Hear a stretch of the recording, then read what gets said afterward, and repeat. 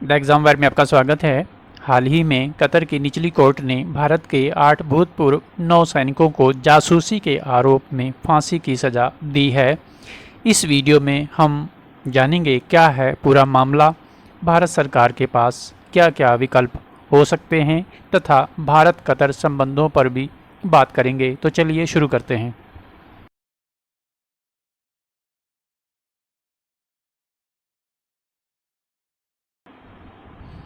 भारत सरकार ने इन अधिकारियों को जो फांसी की सज़ा है उसे बचाने के लिए अपनी कूटनीतिक प्रयास तेज़ कर दिए हैं। चलिए देखते हैं क्या है मामला। ये सभी भूतपूर्व नौसेना के अधिकारी कतर की एक निजी नौसेना कंपनी में नौकरी करने गए थे और वो कंपनी कतर की नौसेना को ट्रेनिंग देती है। पिछले साल 2022 में कतर पुलिस ने इन अधिकारियों को इस आरोप में गिरफ्तार कर लिया कि ये इजराइल के लिए कतर की पनडुब्बी परियोजना की जासूसी कर रहे हैं। इन अधिकारियों ने जमानत के लिए कई बार अर्जी भी लगाई, परंतु हर बार इनकी अर्जी को खारिज कर दिया गया और अब वहाँ की जो लोअर कोर्ट है, निचली कोर्ट है, उसने इन अधिकारियों को फांसी की सज़ा सुना दी है। अब जानते हैं वर्तमान में इजराइल और हमास के बीच में युद्ध हो रहा है। इस युद्ध से भी जोड़ करके इस मुद्दे को देखा जा रहा है। आप जानते हैं मिडिल ईस्ट में कतर सबसे अमीर देश है और ये आरोप भी लगता है कि कतर हमास को धन देता है और उस धन से हमास ईरान से हथियार खरीदता है इजराइल के खिलाफ। आगे बढ़ते हैं और देखते हैं भारत के पास क्या क्या विकल्प हो सकते हैं। पहला है अपील करना, दूसरा है मामले को राजनयिक स्तर यानी कि डिप्लोमेटिक लेवल पर आगे बढ़ाना, तीसरा है शिखर स्तर पर आगे बढ़ाना, इसे आगे तक लेके जाना, और चौथा है अंतर्राष्ट्रीय समर्थन का निर्माण करना यानी कि अंतर्राष्ट्रीय समर्थन जुटाना। ठीक है, और ये यदि चारों विकल्प फेल हो जाते हैं, असफल हो जाते हैं, तो एक विकल्प भारत के पास बचता है, वो है इंटरनेशनल कोर्ट ऑफ जस्टिस में इस मैटर को लेकर के जाना। पाकिस्तान में कुलभूषण जाधव जेल में बंद है। आप जानते हैं पाकिस्तान ने मौत की सज़ा सुनाई थी भारत के पूर्व नौसेना अधिकारी कुलभूषण जाधव को, और भारत ने इस मामले को इंटरनेशनल कोर्ट ऑफ जस्टिस में उठाया था और पाकिस्तान की सरकार ने इस मामले में जो फांसी की सज़ा हुई थी उसको टालना पड़ा। हालांकि कुलभूषण जाधव अभी भी पाकिस्तान की जेल में बंद है, रिहा नहीं किया गया उसे, फ़िलहाल उसकी फांसी की सज़ा को टाल दिया गया। ठीक है, आगे बढ़ते हैं और एक पांचवा विकल्प भी है, उसको भी देख लेते हैं। भारत और कतर के बीच 2015 में एक समझौता हुआ था और उस समझौते के अंतर्गत यदि कोई भारतीय नागरिक कतर में और कतर का नागरिक भारत में सज़ा पाता है तो उसे प्रत्यर्पित किया जा सकता है, जिससे वे अपनी शेष बची हुई सज़ा को अपने देश में पूरा कर सके।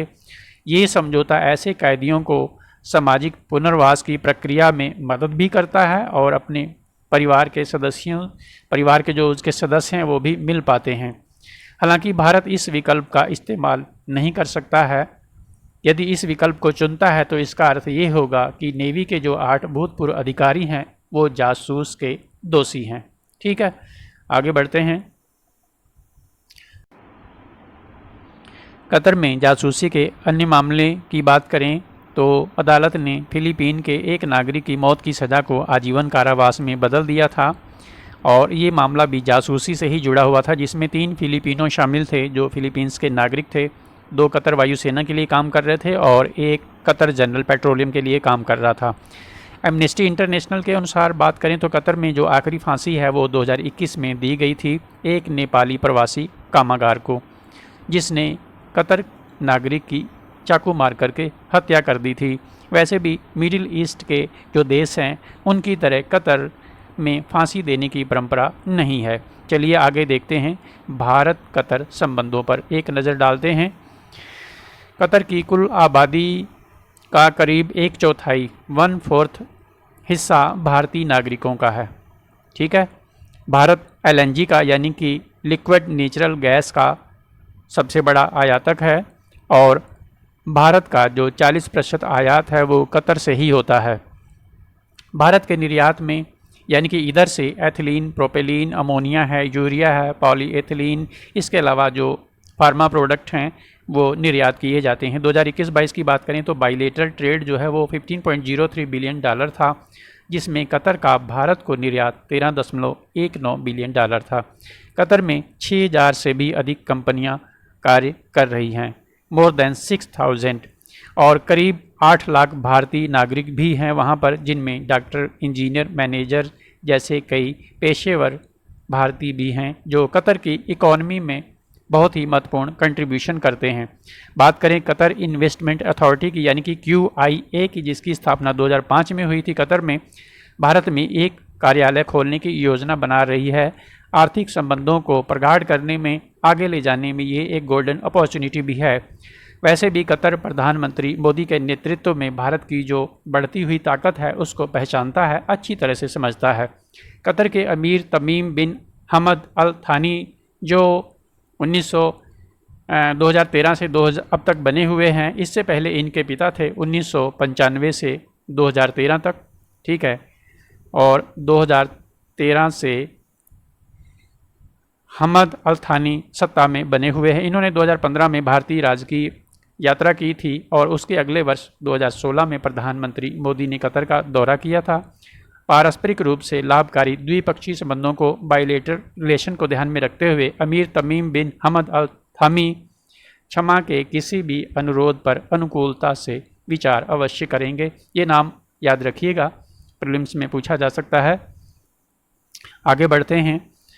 कतर में आप जानते हैं कतर के जो अमीर हैं वो सद्भावना दिखाते हुए वर्ष में 2 बार अपने देश में कैदियों को क्षमा दान देते हैं। पहला है रमज़ान के शुभ अवसर पर और दूसरा है कतर के राष्ट्रीय दिवस जो 18 दिसंबर को मनाया जाता है। इन 2 अवसरों पर अपने देश में कैदियों को क्षमा दान देते हैं। और कतर, ऊपर आपको बताया था, पड़ोसी देशों की तरह नियमित रूप से फांसी देने की परंपरा में यकीन नहीं करता है। क्षमा दान के इस औपचारिक अनुरोध के अलावा प्रधानमंत्री नरेंद्र मोदी और कतर के अमीर एक शिखर स्तरीय बैठक पर भी विचार कर सकते हैं। अंततः अगली ईद अप्रैल 2024 में है, तब तक कोई अच्छी खबर की उम्मीद के साथ इस मुद्दे को समाप्त करते हैं। उम्मीद है आप मुद्दे को समझ गए होंगे। कोई डाउट है, कोई क्वेरी है या कोई फीडबैक है तो कमेंट कर सकते हैं। चैनल पर पहली बार आए हों तो सब्सक्राइब अवश्य कर लीजिएगा, वीडियो को लाइक भी कर दीजिएगा। वीडियो देखने के लिए आपका बहुत बहुत धन्यवाद। आपका दिन शुभ हो।